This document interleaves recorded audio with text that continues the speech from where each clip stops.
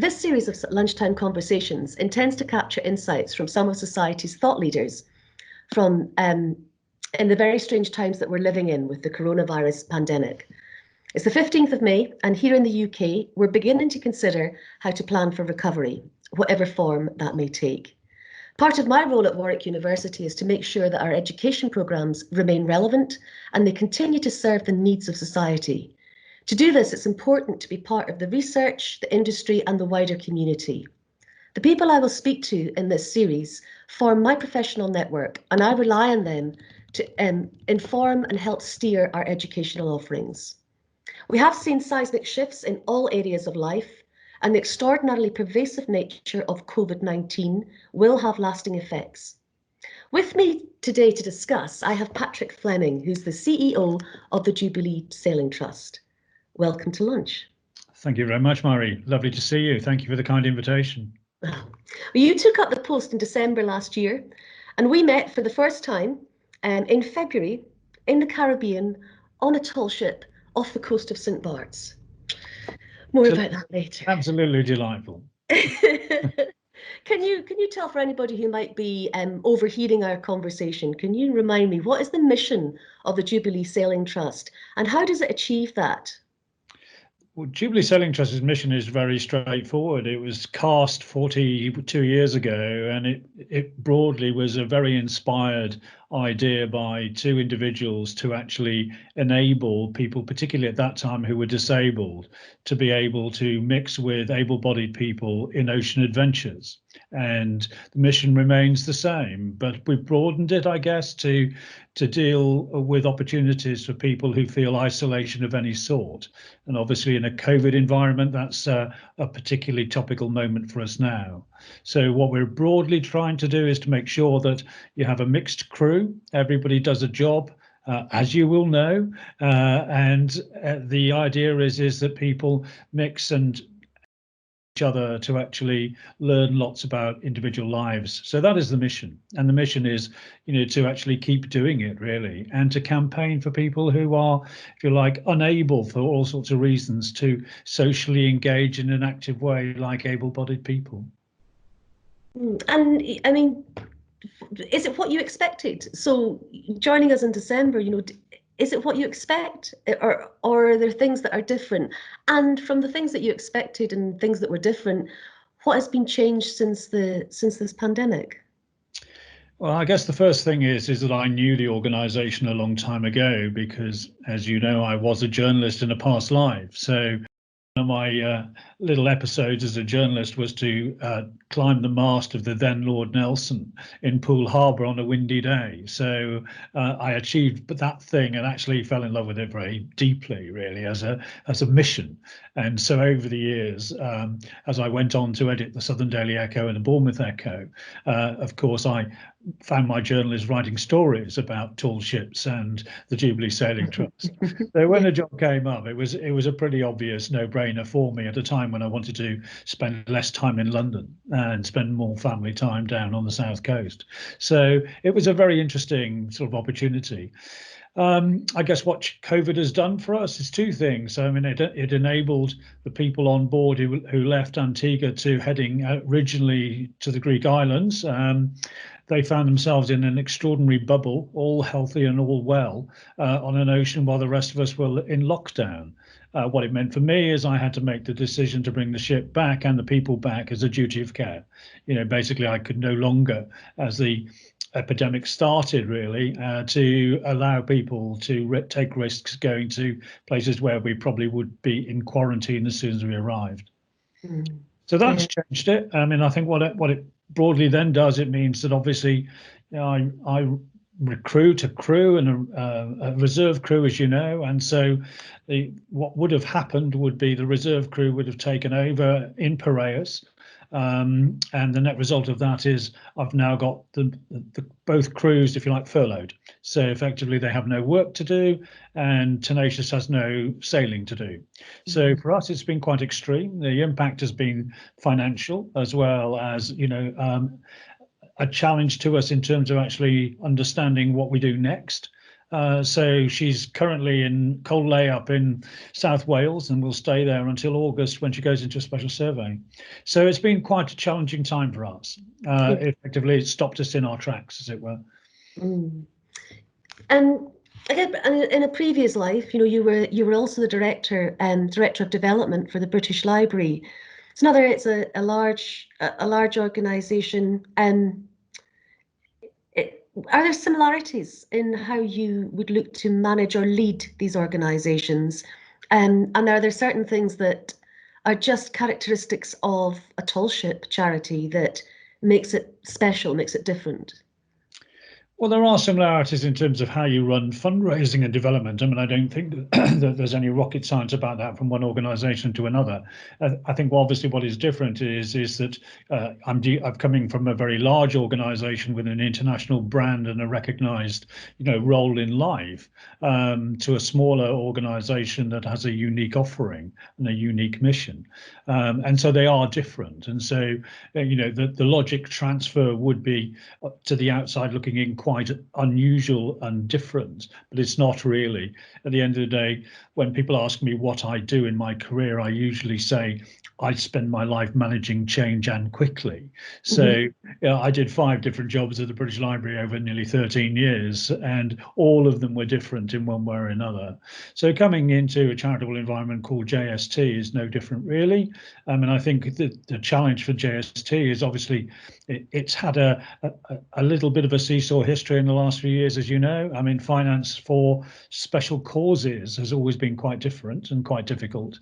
I guess what I bring to the party is, as I grew a fundraising department very, very quickly from 5 or 6 people to 18 people. And over 3 years, we raised 55 million. So, I think the difference is scale. Yes. I guess what I've tried to bring to the party already is an understanding of actually where the people are who gift money, particularly not just the UK, but internationally. Challenge in the UK, as you would know, is money is always tight. It's tighter now. Charitable causes, particularly call the NHS, are the ones we're all supporting. And so an organisation like ours has to find its place at the right time to do something different. Yeah. Yes.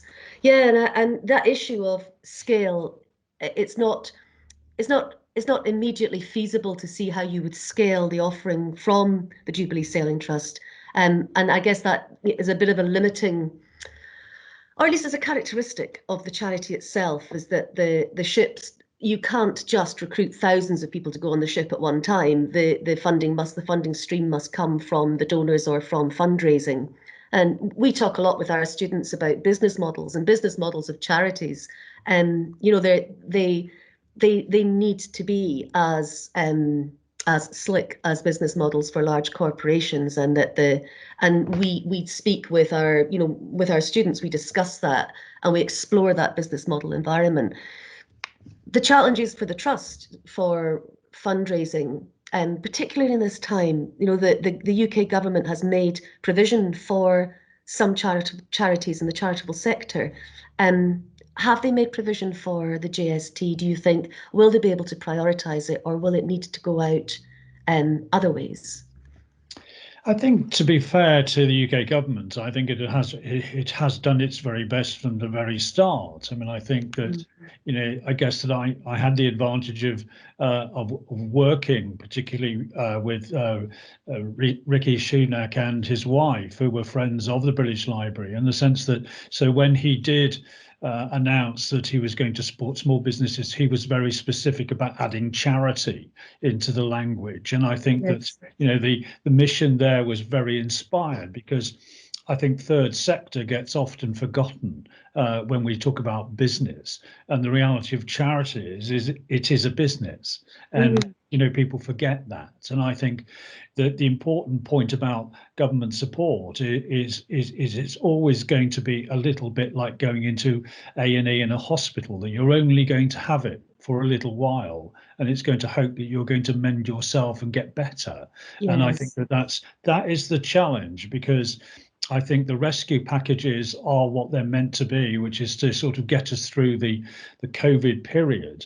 I think probably what it's not immediately evident to lots of people is it's stopped the donor pool working properly. So I mean, I was talking to a donor the other day who said to me, well, I really don't need to give you anything at the moment, do I? Because the government's supporting you. And you just want to scream no. No. But that is a perception. And I guess that charities are usually on the breadline. I mean, I think all charities, bar a few of them, don't have the resources to ride the storm of COVID. And I think the difficulty and I think government have been very open and honest about it, is they won't be able to save all businesses, they won't be able to save all charities. And I think what's going to be hard is for charities across the UK particularly to rebuild their world in a way that actually makes them stable and sustainable. Yeah. Yes. Okay. Yeah. Thank you. Thank you. I mean, as you know, I love the ship. I love sailing as part of the crew. I love being on the deck, helping in the galley, working with the engineers. I love all of the ship. And I think I love it so much because it's just such a beautiful experience. And everybody in the ship is valued, and they're all needed to sail the ship, to make it happen. And I really do feel like quite quickly I became part of the GST family.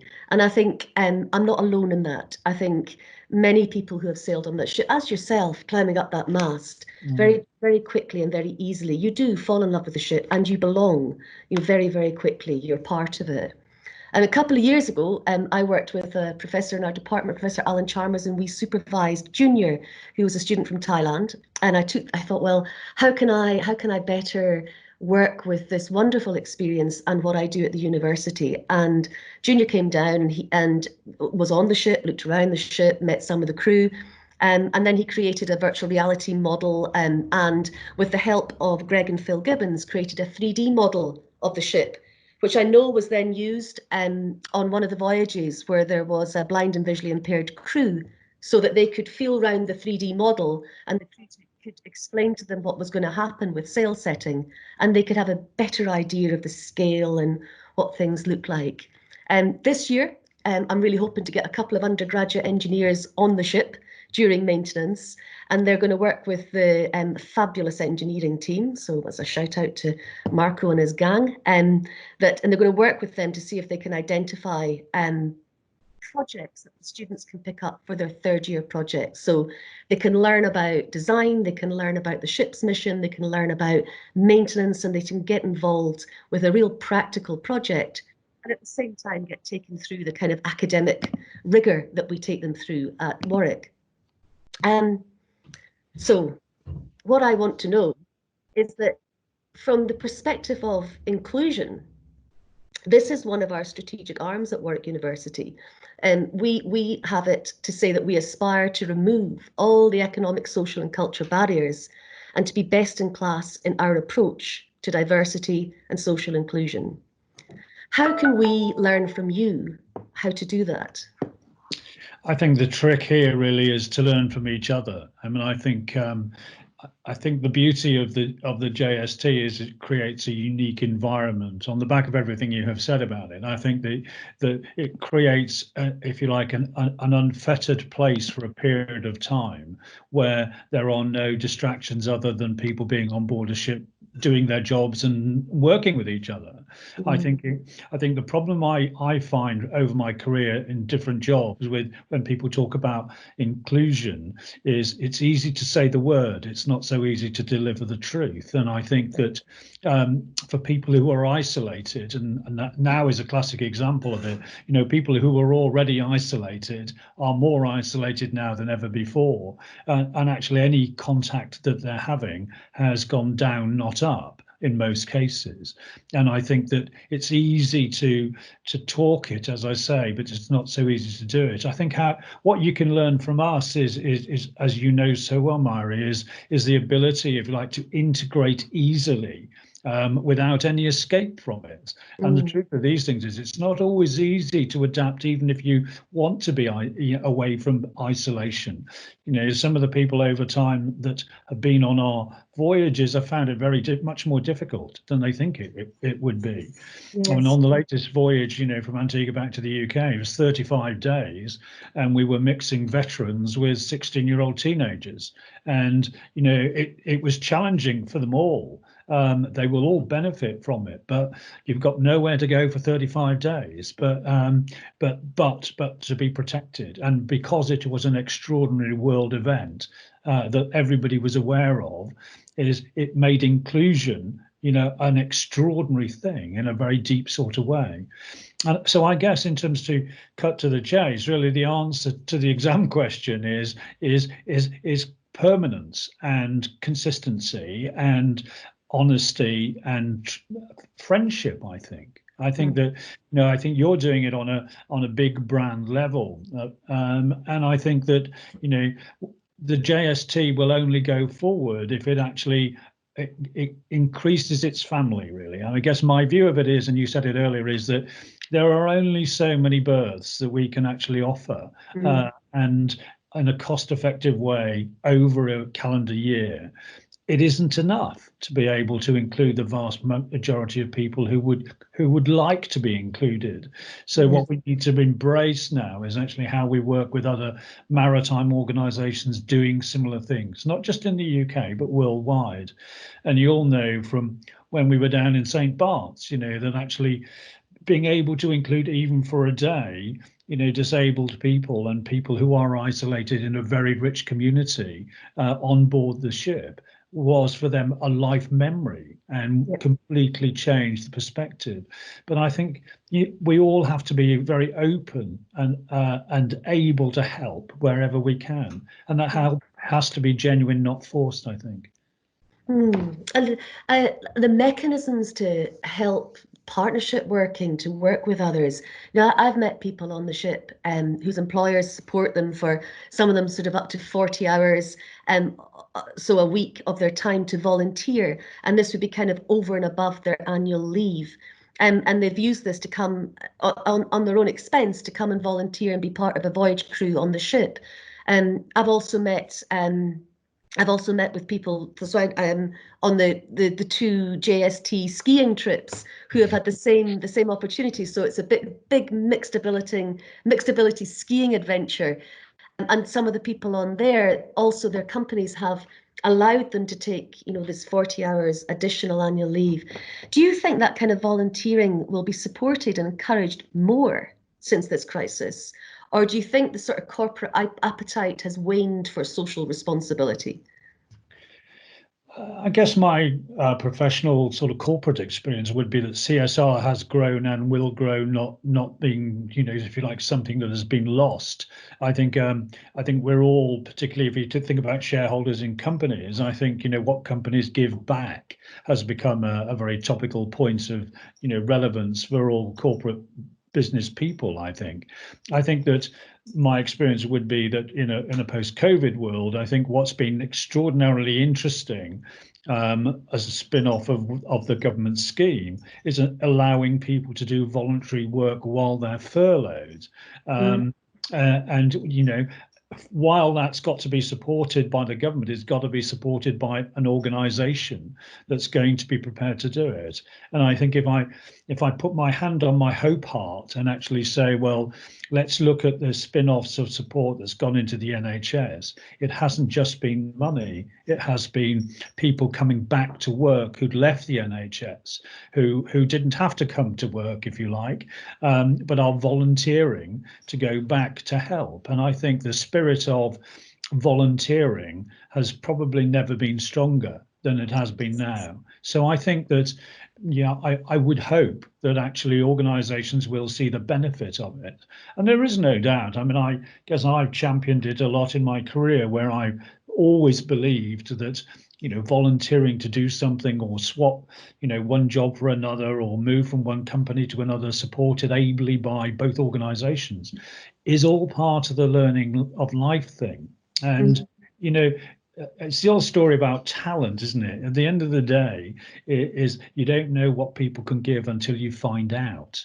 And people don't often know themselves. And I think volunteering does an extraordinary job for that. And we've got great volunteers, as you know, who've supported us for years upon years upon years. Yeah. Yes, yeah, it's a fabulous organisation, and for our students, if our students want to get involved, I'm mindful. I mean, obviously they can just go and check out the website, but I'm also aware that you do the Leadership at Sea. My own daughter's been through the Leadership at Sea, and I also know that I still think it's true that some of the voyages will qualify as the Duke of Edinburgh Gold expedition, I believe. Yeah, so there's mechanisms, and and you support the young people if they would like to do fundraising to both fund their voyage, but also raise funds for the JST to enable those We voyages. do that. I mean, I think the other thing that we will have to do much more of, and I want to do much more of, and that includes me, is outreach. It's broadly, your students shouldn't have to come to us. We should come to you. And it's an open offer now, that broadly, if you wanted us to come along, bring a master of the ship along, talk about what really happens alongside you to your students, we'd love to. I'm going to take you up on that. And I think I would also say, and that's what we have to do, because I think one of the difficult challenges that I would observe, in my role at JST is it's not just about being on the ship, it's getting to the thing in the first place. So just the practicalities of that, particularly if you've never traveled on a ship at all, to get to a tall ship and then to actually commit yourself to do even a day voyage may not be something you're comfortable with when you think about it, and it may not be what it is you really want to do. And we don't press gang people in the old shipping world like it. We want them to be engaged in it, but I do think that it's a growth thing, and I think that the only way that I can see people committing to it in the longer term, particularly younger people, is to sell it to them and ask questions about it in a human way. I think because if the ultimate experience is a human one on board the ship, and it definitely is it has to start like that. And I think some of the things that I probably have fought against all through my career is it's too easy to talk about emails and mobile phones, and even though Zoom and Microsoft have done wonderful things, and so Google, is we're living in an artificial world, and we would all much prefer to be talking to each other. So again, it is about, I guess, if you look at our website, for instance, the Subtle Trust already is the word campaigning has started to appear, because that's what we have to do, I think. And I think it is a subtle change, but it is about that, and that means getting out amongst it and talking to people. Well, yeah, thank you very much. And I do think, that's having the opportunity to ask you to come and speak to our students, but also our staff and our wider community about how you approach inclusion, and I think the real life-changing rewards and benefits it brings to so many people, me included, coming on the voyages that the JST afford the opportunity for people to go on. And I suppose for me, a positive thing from this pandemic is a real awareness of community. And so on my street, we all go out on Thursday night. I ask after my neighbours and pick up bits and pieces from the co-op. But we're also asked to be responsible for our own safety, and to be responsible for the safety for other people around about us. And we trust in one another to do that. And we've done that throughout this lockdown. And this heightened sense of kind of caring for each other is something that I'm mindful of going through this crisis. And the Jubilee Sailing Trust, you have got that in spades all the time. I think that's that's the sum of the essence of being on board the ship. Thank you very much for sharing the insights with me. They're enormously useful to help steer our education programmes and to give me food for thought about how to get you involved and to help us realise our strategic mission. I guess I'm going to have lunch later in this series with Mel Harrison. You haven't met Mel yet. I haven't yet, no. You will. She's a force to be reckoned with. And I met Mel last year on one of the voyages on the ship, so she's going to speak later. And so if you're interested, if anybody overhearing this conversation is interested in this, that's one to tune into, because she's got plenty to say. This series will be made available on YouTube, and if you want to get in touch with Patrick, I'm guessing just contact me, and I will field any questions or any inquiries onto Patrick directly. The series is also going to be made as a podcast. Yes, Patrick, go on. No, simply just to say what I always like to do is when we have conversations like this is to make the point it's the beginning of a conversation, not the end of one. So I think, in terms of you and your workplace and your colleagues, and obviously I'm very happy, as I said, to come along and talk to you more. But feel free to spread the word, and anyone listening to this, please talk to us and let us tell you what you're missing. Thank you very much indeed. Thank you very much. Cheerio. Enjoy your lunch. Yeah, you too. Bon appetit. Bye.